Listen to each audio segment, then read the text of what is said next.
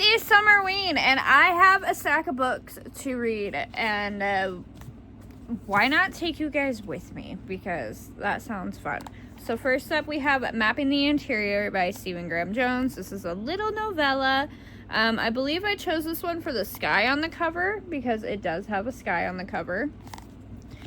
And then I have Rest Stop by Nat Cassidy.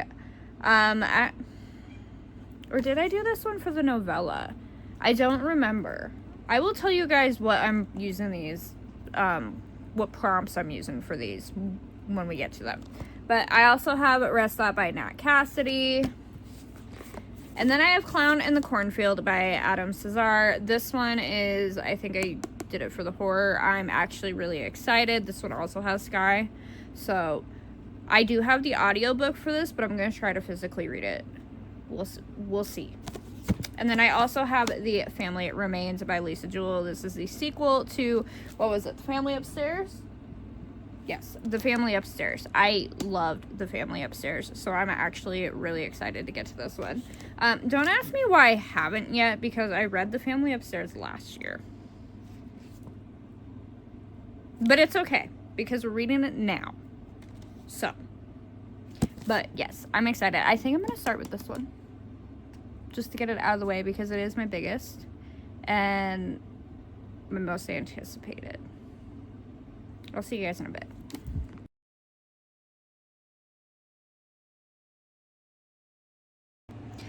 I just finished Rest Stop by Nat Cassidy, and ooh, that was unhinged, and I have no thoughts. Like, that was a whirlwind of 124 pages of what in the fuck just happened. Like, we're following Abe. Abe is part of a metal band. He is on his way to see his grandma, who is in a coma from a stroke. He stops at this gas station to get some snacks and some gas and go to the bathroom. Well, change of plans. Things kind of go awry, and it just gets unhinged from there. And yeah. Next up, oh, actually, while I have this in my hand, I don't remember how much I made it through here.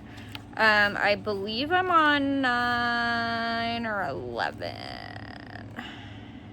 I don't remember. But I might try to listen to a little bit of this later, but we are going to jump right in and get Mapping of the Interior done, since it's a short little guy as well. But I will see you guys when I'm done with this. So I did just check. I am on chapter 20, probably about a quarter of the way through. Not as far as I thought I was, but still a good chunk, about 76 pages. So, not bad. I am not so sure at the moment. I don't know. So we are following the kids, and this is from The Family Upstairs, and in their later lives. So we're getting a look into their later lives.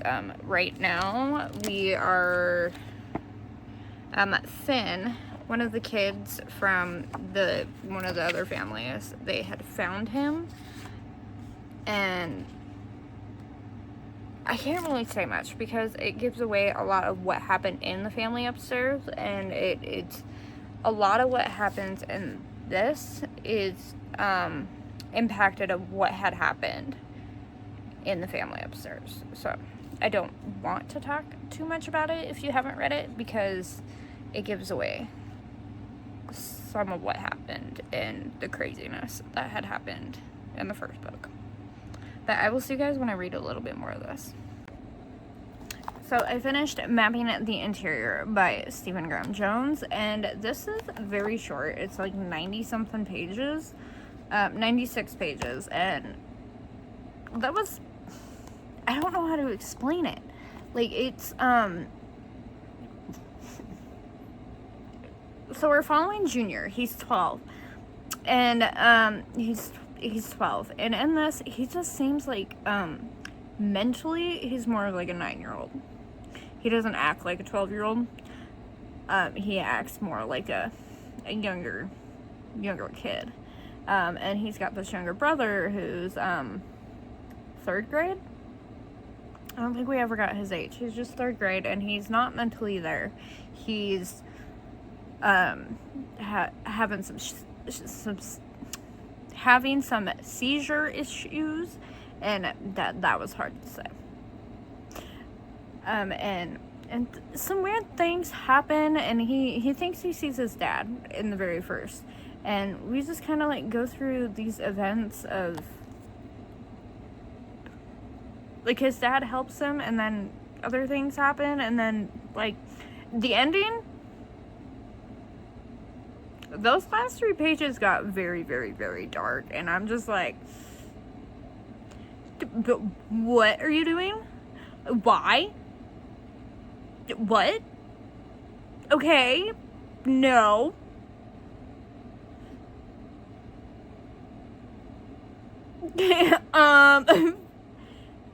But yeah.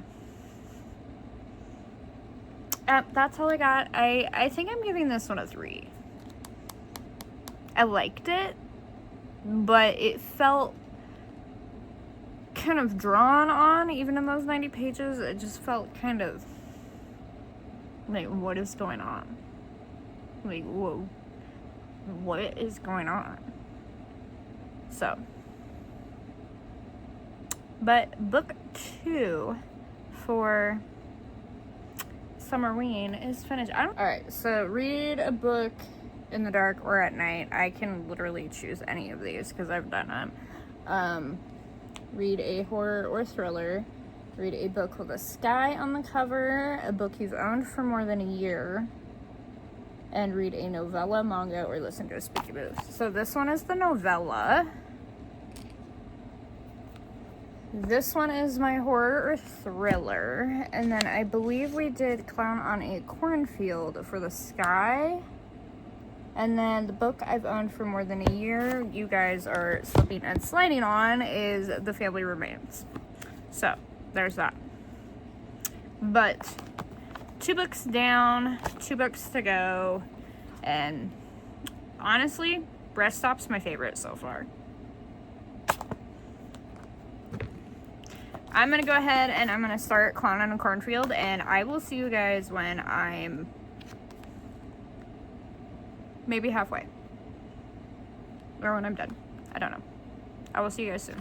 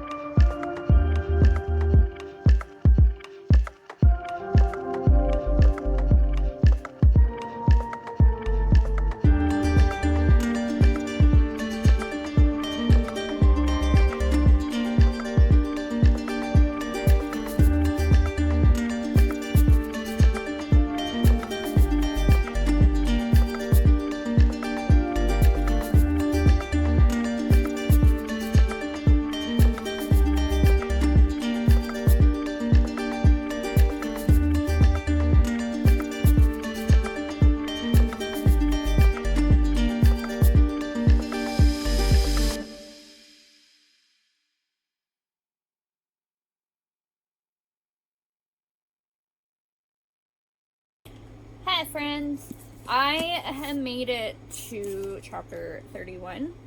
In this one, it's about like a third-ish, like almost halfway, not close. And there's a lot going on. So we are actually like switching between like point of views, and I feel like I'm like really close to you guys. And everything, and it's just as chaotic as first book. Like it's still like, what the fuck is going on, guys? Okay. I'm not hating it. I'm not loving it. But I'm enjoying it. So little update on that one.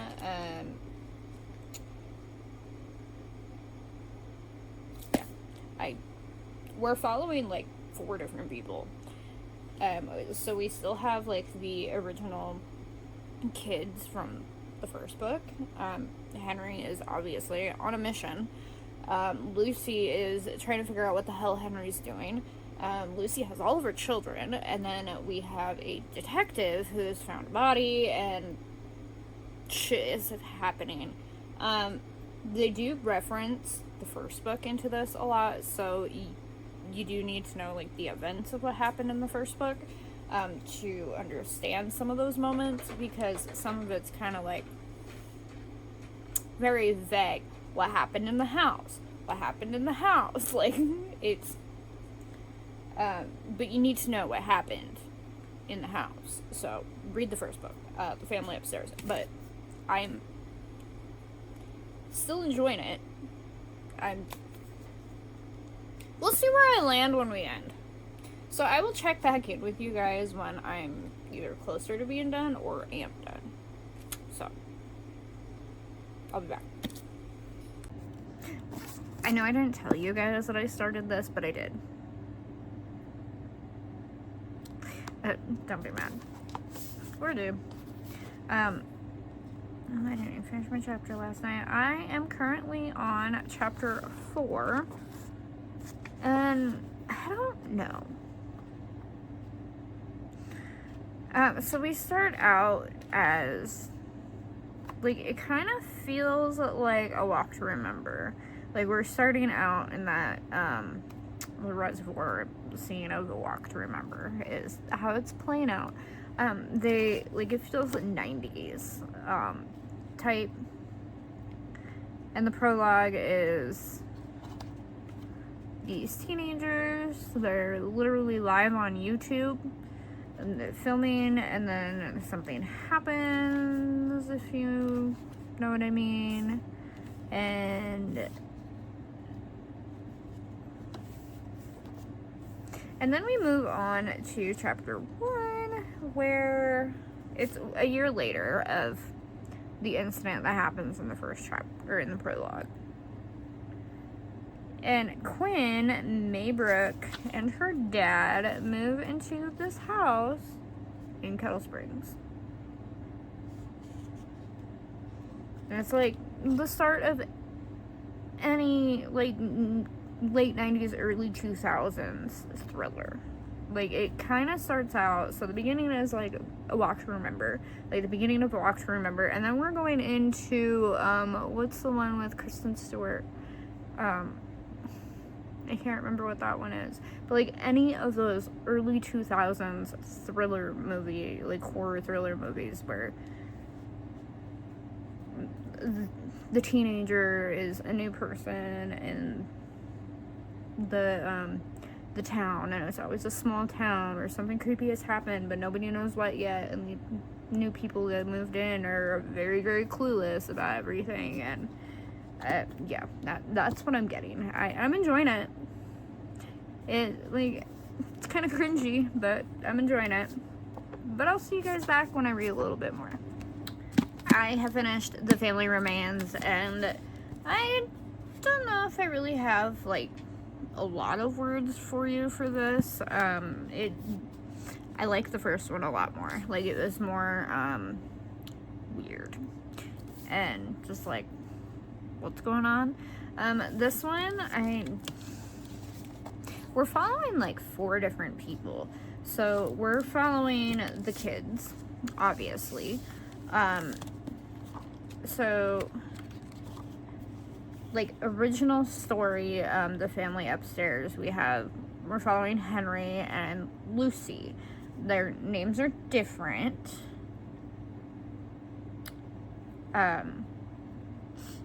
So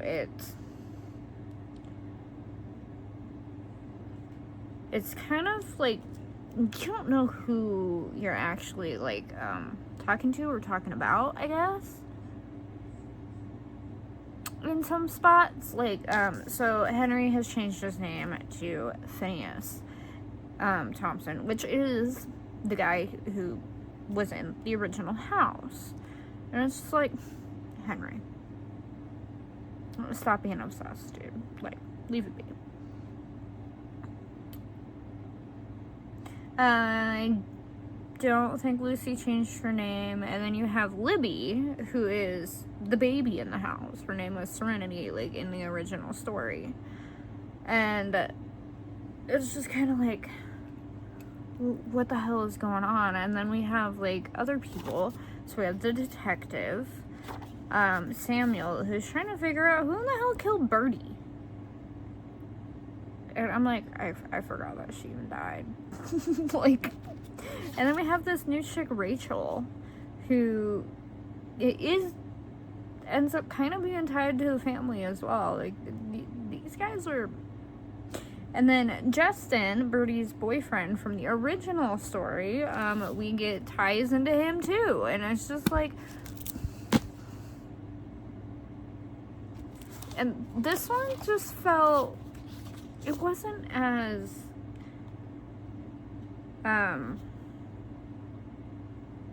fast-paced. Like, once you like got into everything, like, it was more like fast-paced and like, what the hell is going on? Like, what the fuck is going on? This one, you're literally going, what the fuck are you doing? Like, so, I don't know. 3 stars. Like, I still enjoyed it, but I didn't enjoy it as much as I did the first one. This one is also set 20-something years later. I think is what it said.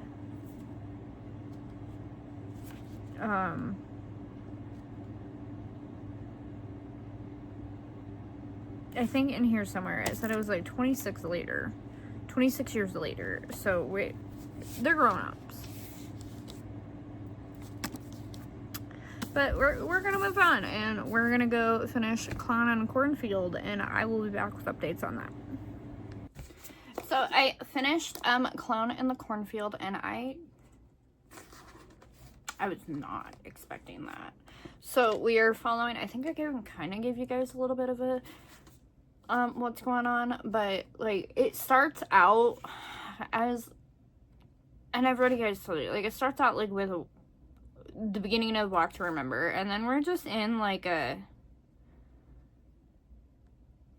we go into like the 90s thrillers, like early 2000 thrillers, where the new kid shows up and then creepy shit starts happening, and it's this is all like within like a day too, like 2-3 days that this happens. And so Quinn moves in, and she's the new girl, and there's this creepy clown that is on the side of the barn or whatever in her back, like she can see it from her window. And there's Founders Day, which they're supposed to be banned from the bad kids, and shit fucking goes down at the party later, and like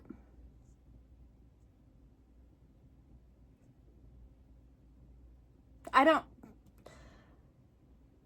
want to spoil it, but I was not expecting the killers to be who they were.